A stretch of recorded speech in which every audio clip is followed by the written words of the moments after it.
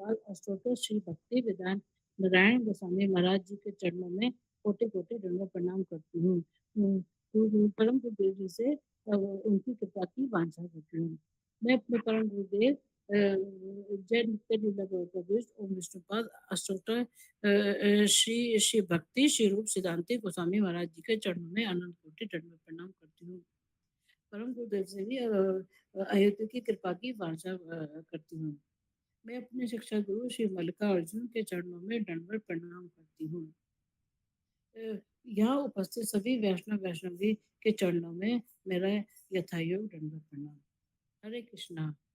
आज मैं जिस विषय पे बोलने जा रही हूँ वह है एकादशी की व्रत की महिमा। हमने एकादशी के व्रत की महिमा को बहुत बार सुना हुआ है, लेकिन मैं कुछ बोलने का प्रयास करूंगी।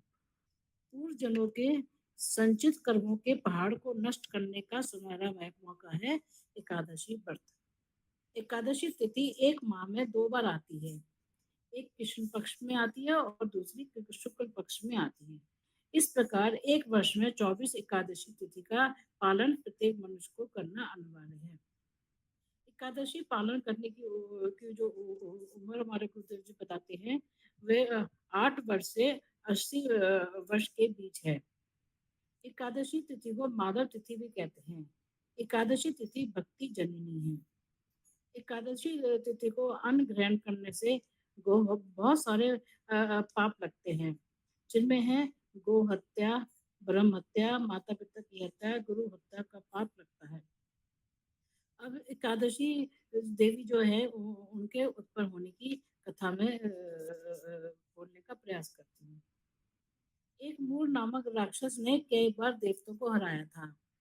एक बार उसने सभी देवताओं को परास्त कर दिया, जिसके बाद सभी देवता भगवान की शरण में गए।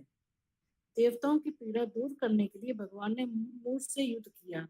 भगवान ने युद्ध समाप्त नहीं किया और वे बद्रिका आश्रम की एक गुफा में विश्राम करने लगे। मूर राक्षस उन्हें ढूंढता हुआ गुफा में पहुंचा तो देखा भगवान जी सो रहे हैं। मौका देखकर जैसे ही मूर ने भगवान को मारना चाहा, तभी भगवान के शरीर से एक स्वरूपा शक्ति प्रकट हुई, जिसने उस राक्षस का वध कर दिया। भगवान के जानने पर उस भगवान ने जागने के बाद जब उस देवी को देखा तो पूछा, हे देवी, आप कौन हैं? उस देवी ने कहा, भगवान, मैं आपकी एक दासी हूँ और इस राक्षस ने आपको मारने के लिए अस्त्र उठाया था, इसलिए मैंने उसका वध कर दिया। भगवान बहुत प्रसन्न हुए और वरदान दिया कि जो एकादशी के दिन आपकी व्रत पूजा करेगा, आप उसकी भक्ति में वृद्धि करेंगी। उस व्यक्ति को सभी तीर्थों का फल भी मिलेगा। वह तिथि एकादशी थी, इसलिए देवी का नाम भगवान जी ने एकादशी देवी रख दिया। एकादशी व्रत का अर्थ है एकादशी के दिन भगवान के निकट वास करना। एकादशी उपवास का अर्थ है एकादशी के दिन भगवान के निकट वास करना। अत्यधिक भगवान की सेवा पूजा करना, स्मरण करना, ज्यादा से ज्यादा हरि नाम जप करना और अपने उपवास का वार्तिक अर्थ जो प्रभु की भक्ति है उसको पूर्ण करना। एकादशी के तिथि के दिन उपवास करने से समस्त पापों नष्ट हो जाते हैं, परंतु ना करने से भयंकर पाप लगता है, क्योंकि एकादशियों में के दिन अन्न में पाप का वास होता है। जो हमारी 5 जनेन्द्रियां हैं, जो हमारी 5 जनेन्द्रियां हैं, जैसे नाक, जीवा, चक्षु, चरण, कर्ण और वो जो हमारी 5 कर्म इंद्रियां हैं, जो है वाक, हस्त, पाद, उपस्थ, 5 और एक मन। तो ये मन से उपवास रखने से एकादशी तिथि का पूर्ण फल मिलता है। मतलब कि 5 जनेन्द्रियां, 5 कर्मेंद्रियां और एक मन से उपवास रखने से हमारा फल पूर्ण माना जाता है। इसको फल का पूर्ण प्रभाव मिलता है। अंत में पाप की कथा सुनाने का प्रयास करती हूँ। पद्म पुराण के अनुसार जैमिनी ऋषि को व्यास जी ने बताया कि भगवान ने सृष्टि रचना के समय ही पाप पुरुष की रचना कर दी थी, जो सभी पापों से मुक्त था। लोगों के द्वारा एकादशी के दिन भगवान भजन कीर्तन करने से भक्ति करने से सभी पाप निष्क्रिय हो गए। यमराज जी की सेवा लगी थी, तो जो पापी ही उस यमलोक में यमराज जी क्या दंड दे, क्योंकि सब एकादशी तिथि के दिन व्रत रखने से उनके सारे पाप घट जाते थे। तो पापियों की संख्या वहाँ पर यमलोक में घटने लगी। इस कारण से यमराज जी चिंतित होकर पाप पुरुष ने भगवान से विनती करी, हे प्रभु, आपके वरदान के कारण लोग एकादशी के दिन भजन कीर्तन करते हैं और सभी पापों से छूट जाते हैं। इससे हमारा अस्तित्व ही संकट हो जाएगा। मतलब पाप पुरुष ने भगवान से विनती करी, हे प्रभु, आपके वरदान के कारण लोग एकादशी के दिन भजन कीर्तन करते हैं और सभी पापों से छूट जाते हैं, जिससे हमारा अस्तित्व ही संकट में है। आपने ही हमारी उत्पत्ति की है, अतः आप ही हमारी रक्षा करें। तब भगवान ने करुणावश पाप पुरुष से कहा, एकादशी के दिन सभी तरह के पापों में मैं अन्न में स्थान देता हूँ, जिसे आप मेरे नाम आदि के प्रभाव से बच जाओगे। पता है कि एकादशी के दिन जो व्यक्ति अन्न ग्रहण करेगा वह सभी भयंकर पापों का भोक्ता बनेगा, जिससे आपके अस्तित्व की रक्षा हो जाएगी। अतः एकादशी के दिन उपवास से मनुष्य को का उद्धार होगा और ना करने से पाप अवश्य लगेगा। अतः एकादशी के दिन अन्न का एक कण भी ग्रहण हमें करना नहीं चाहिए, क्योंकि इसको ग्रहण करने से हमको पाप लगता है। 2009 में जापानीज स्टडी हुई थी फास्टिंग को लेकर। हमारा शरीर एक एडवांस मशीन है जो थोड़ा सा विश्राम मिलने पर स्वयं की मेंटेनेंस कर देता है। उपवास शरीर की रोग प्रतिरोधक क्षमता को बढ़ाता है, जंक डीएनए को मजबूत करता है, जिससे एजिंग इफेक्ट जल्दी नहीं आता और स्वास्थ्य अच्छा रहता है। हमारे शरीर में 70% पानी है। पानी का संबंध चंद्रमा से है और 11वें 12वें दिन समुद्र में ज्वार भाटे की स्थिति बन जाती है। चंद्रमा मन का स्वामी कहा जाता है। उपवास करने से चंद्रमा हमारे मन को विचलित नहीं कर पाता। निर्जला उपवास का प्रावधान हमारे शास्त्रों में पहले से ही है।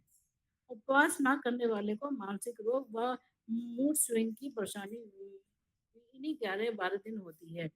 ज्यादातर सोसाइटल केस भी इन्हीं दिनों में होते हैं। अतः हमारे शास्त्रों में 8 वर्ष से 80 वर्ष तक के व्यक्ति को एकादशी उपवास रखना अनिवार्य बता गया है। साइंस भी एकादशी उपवास को गलत नहीं कह सकती। एकादशी उपवास करने की पालन विधि है। 10वीं तिथि की शाम से ही अन्न ग्रहण ना करें। एकादशी को केवल एकादशी प्रसाद का ही सेवन करें। द्वादशी में अन्न प्रसाद से व्रत का पालन समय से करने पर ही एकादशी पूर्ण मानी जाती है। साइंस में भी 16 घंटे की इंटरमीडिएट फास्टिंग करने को कहती है। किसी भी मशीन को थोड़ा रेस्ट देने से लंबे समय तक चलती है। एकादशी उपवास किसी भी पक्ष में आरंभ किया जा सकता है। एकादशी का पालन हमें भगवान की प्रसन्नता के लिए करना चाहिए। ये हमारा कर्तव्य है। एकादशी का उद्यापन कभी नहीं करना चाहिए। यह उपवास पांडवों ने, नंद यशोदा मैया ने, अमरीश महाराज जी ने, परीक्षित महाराज जी ने, तुलसीदास जी ने, मीराबाई आदि सभी ने किया है। एकादशी के दिन हमें क्या खाना चाहिए?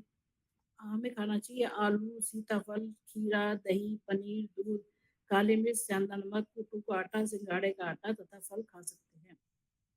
एकादशी उपवास जीवों के लिए भगवान को अन्न का भोग लगाना चाहिए, क्योंकि ऐसा माना था कि व्रत तो हमारा है, भगवान का नहीं है। इसलिए हमें एकादशी को भगवान को अन्न का भोग जरूर लगाना चाहिए और उसको द्वादशी वाले दिन महाप्रसाद मानकर उससे हमें पारण करना चाहिए। अगर हम निर्जला उपवास से पारण कर रहे हैं, तो हमें जल या चरणामृत से या फलाहारी निर्जला उपवास का पालन हमें जल या चरणामृत से करना चाहिए।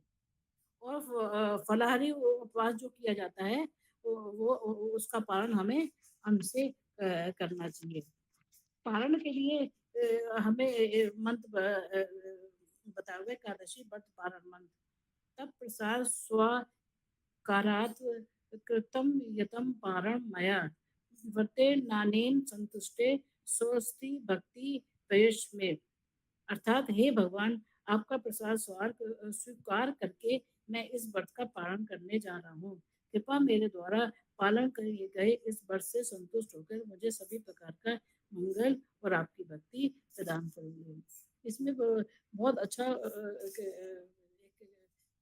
एकादशी का कीर्तन जो हमें अवश्य करना चाहिए वो है शुद्ध भगत चरण रेणु भजन अनुकूला भगत सेवा परम सिद्धि प्रेम लतिकार मूला माधव तिथि भक्ति जननी यत्ने पालन करी कृष्ण वसती वसती वाली परम आदरे वारी गौर आमार जे सब स्थाने करल भ्रमण रंगे से संस्थाने हरि बोआमी रण भगत संगे मृदंग वाद सुनते मन अवसर सदयाचे गौर विहित कीर्तन सुनी आनंद हृदय नाचे युगल मूर्ति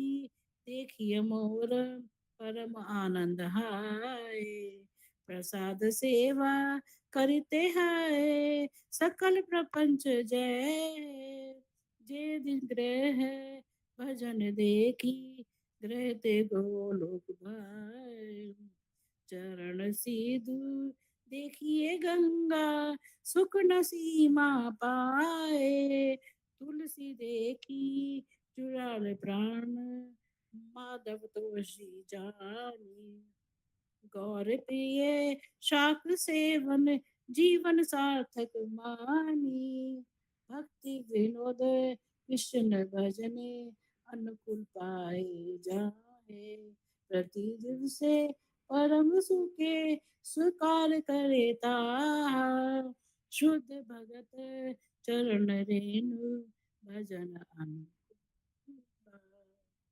ये कीर्तन भक्ति विनोद ठाकुर ने बहुत ही सुंदर लिखा है।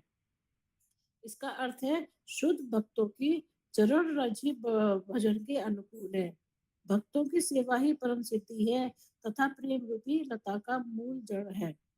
माधव तिथि जो एकादशी तिथि है वह भक्ति को भी जन्म देने वाली है तथा इसमें कृष्ण का निवास है। ऐसा जानकर परम आदर पूर्वक इसको वर्ण कर यत्न पूर्वक पालन करना चाहिए। मेरे गौर सूत्र ने जिन जिन स्थानों में आनंद पूर्वक भ्रमण किया भक्ति गुरु ठाकुर कहते हैं मेरे गौर सुंदर ने जिन जिन स्थानों में आनंद पूर्वक भ्रमण किया मैं भी प्रेमी भक्तों के साथ उन सब स्थानों का दर्शन करूंगा।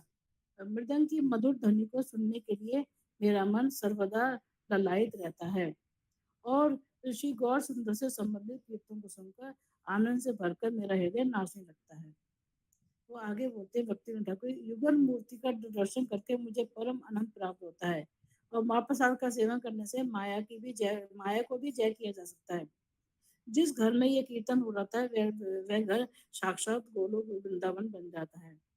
श्री भगवान का चढ़ना मृत और गंगा जल का दर्शन जो सिक्की से सीमा नहीं रहती वे माधव प्रिया तुलसी जी का दर्शन करके त्रियातों के दुखों से हमारा हृदय शीतल हो जाता है और गौर सुंदर के प्रिय सा का आस्वादन करने से जीवन की सार्थकता को मानी जा सकती है। कृष्ण के भजन के अनुकूल जीवन निर्वाह करने से जो कुछ हम पाते हैं वह हमें सुखपूर्वक ग्रहण कराता है।